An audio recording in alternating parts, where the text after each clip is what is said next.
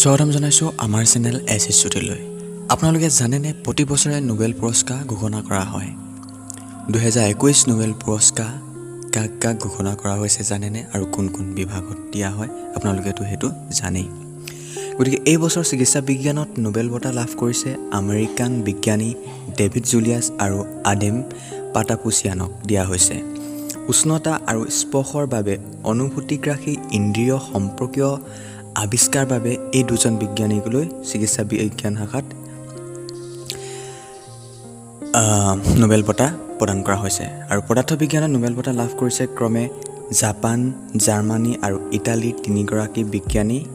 জাপানৰ চ্যুকুৰু মানুৱে, জাৰ্মানীৰ ক্লাউছ হেছেলমান আৰু ইটালী জকো পাৰিছিলৈ এই বঁটা প্ৰদান কৰা হৈছে। জলবায়ু সম্বন্ধীয় গুৰুত্বপূৰ্ণ কাৰ্য গৱেষণা কৰাৰ বাবে এই তিনিজন বিজ্ঞানীক লৈ পদাৰ্থ বিজ্ঞানত নোবেল বঁটা প্ৰদান কৰা হৈছে। গতিকে ইনফৰ্মেশ্যনটো কেনেকুৱা লাগিল?